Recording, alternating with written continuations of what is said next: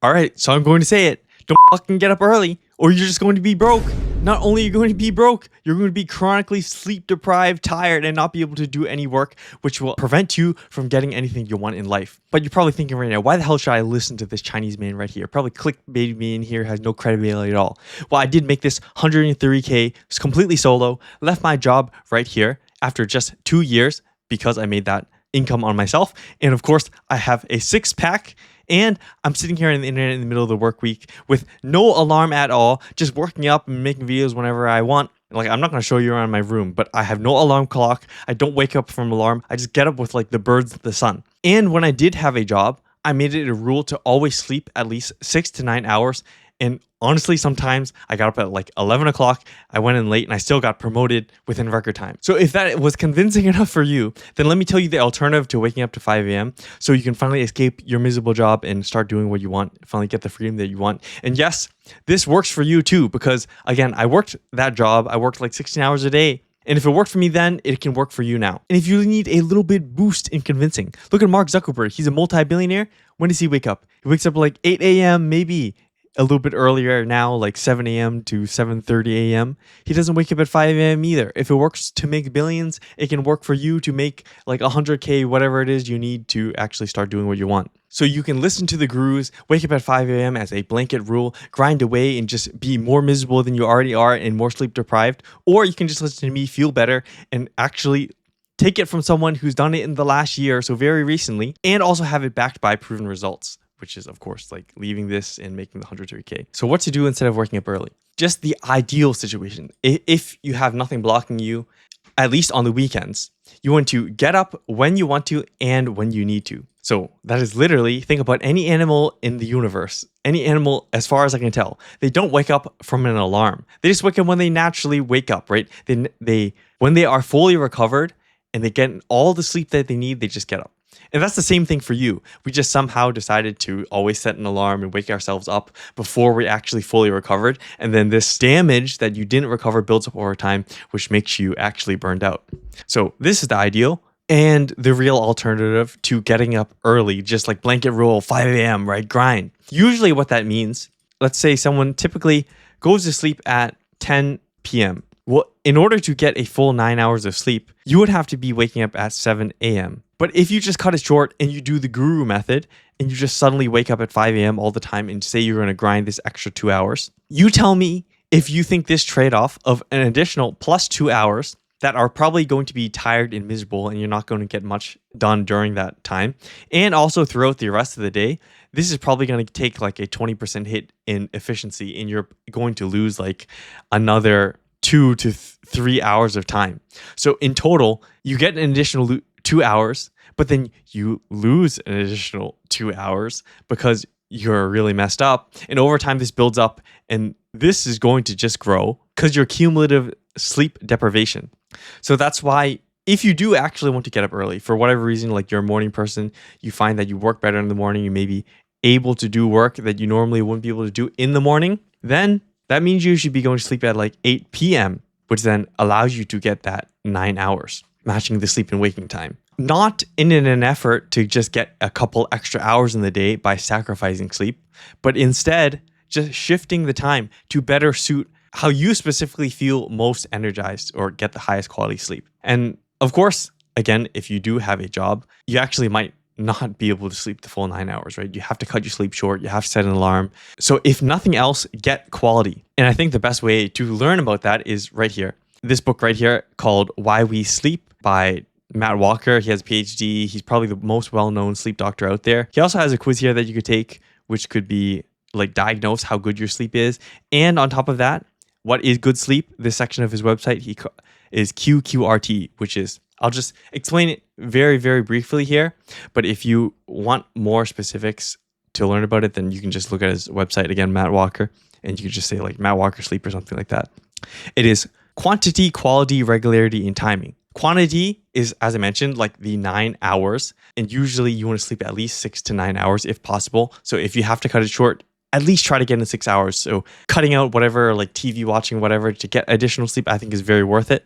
And the quality. The simplest thing I can say here is make your room as dark as possible. Like get your blackout curtains, wear your red glasses or whatever at night in order to stop the blue light, put on the blue light filters so you can get your body ready to sleep, and then you can get the highest quality as possible. And also morning sunlight does help to just reset yourself and then sleep better during the night. And regularity, what this means is just going to sleep at a consistent time. So again, if you wanted to wake up at 5 a.m. or then you would always try to go to sleep at just about 8 p.m. If you wanted to wake up 7 a.m., then you would always go to sleep at about 10 p.m. or if like 8, then 11 or 9, then go to sleep at 12. And the last part of timing.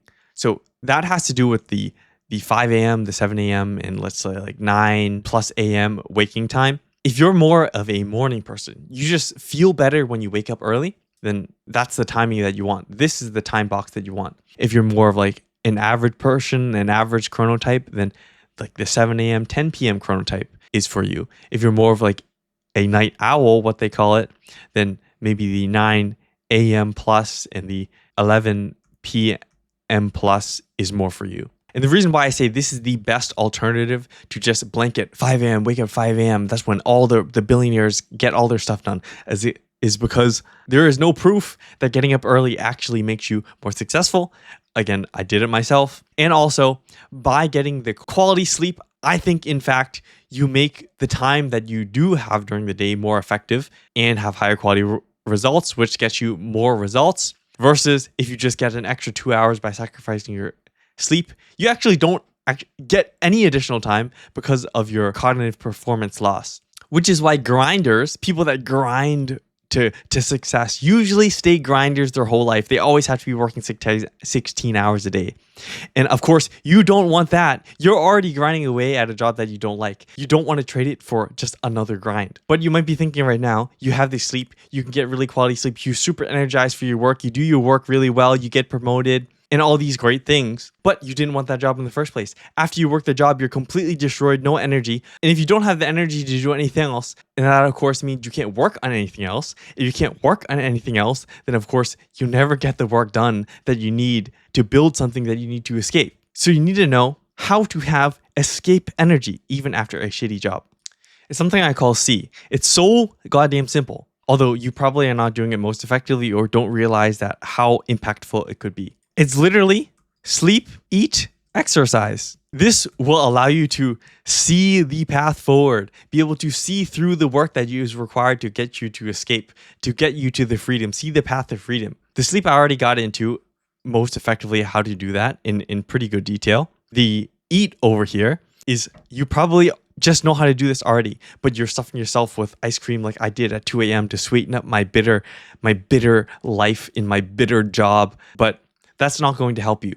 Just eat whole foods as minimally processed as possible, like cut out sugars, cut out refined oils, things that are processed fog up your brain, which makes your energy only reduce so you don't have any energy for anything else. And then exercising, it might sound counterintuitive to exercise when you have no energy. But if you do a light workout, like even if the only thing you can do is walk up and down the stairs a couple of times, that puts your body in a physical condition, even though you might not think it is physically demanding to put in work on something. It puts you in the physical condition to do the work itself, keeps you energized, and also, if you're physically fit, usually it makes you more mentally fit as well. So that is a very quick one. You can make whatever workout schedule that you want. Just keep in mind that the one that you can stick to, the diet that you can stick to, as long as it has healthy principles, you can eat whatever you want within it. And it could be different from anybody else, but it works for you. And if it works for you for the long term, that is what's going to make it work.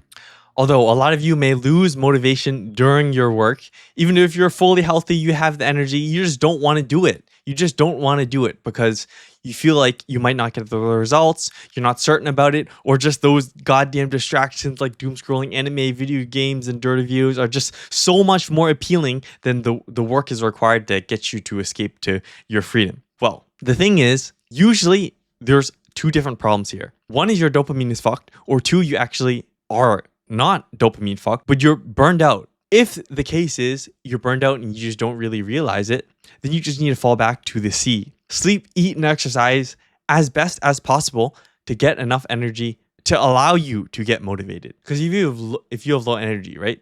You think you have nothing to put into work. That means you end up doing things that require no energy. Like doom scrolling requires no energy. Video games pretty much requires no energy. Watching anime, Netflix, anything like that pretty much requires no energy. But if that is not the case and you're actually dopamine fucked, there's two different ways to actually solve that, which I think are the most basic. It's the traditional monk mode or what you call daily chill. So I've done both and there is no best way. You have to pick the way that works better for you. The traditional monk mode is, let's say this is 1 month's time. You just take this, let's say 3 weeks, and you call it monk mode.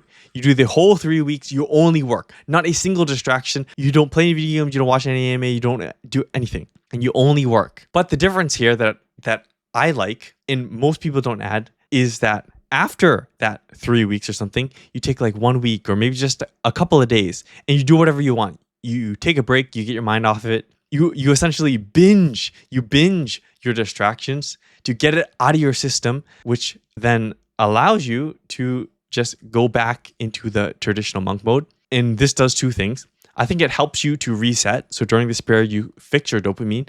And at the same time, I personally feel that it's easier because if I were to, for example, every single night, I'd play like 30 minutes of video games or watch like one episode of anime every single day to get my fix daily. Usually what happens is my brain, it gets stuck on this and I don't want to work anymore. I get no motivation to do anything because my dopamine's so fucked. And then I end up just turning this whole thing into distractions and failing my monk mode. But if your dopamine's not quite that fucked yet, you can go into the other option, which is the daily chill. So instead of a month, let's just say this is 1 day, you spend most of your day to work. You set whatever it is, whatever task that you had to do during the day, you get it done.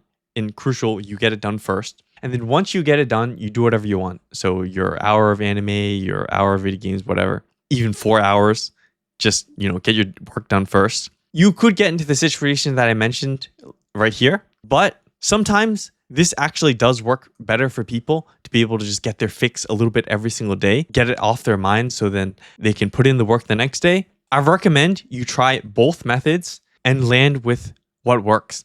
And you might actually find, like for me right now, I do play a little bit of video games with my brother at the end of the day now, almost every day. But that's because I actually did a 3-month monk mode to start with, multiple of them.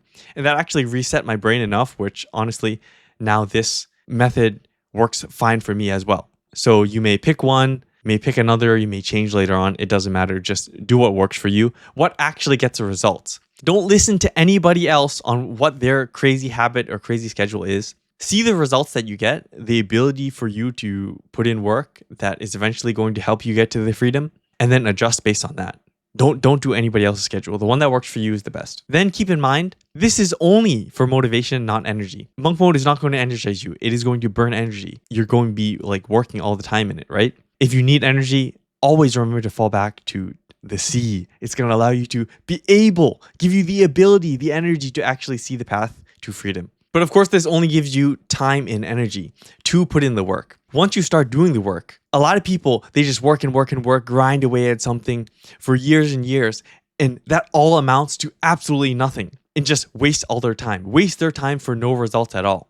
If you don't want that to happen and you want to ensure the time that you spend, the work that you put in, the energy that you expend actually gets results, watch this video right here to learn how I actually guaranteed my results and how you can learn how to do it as well.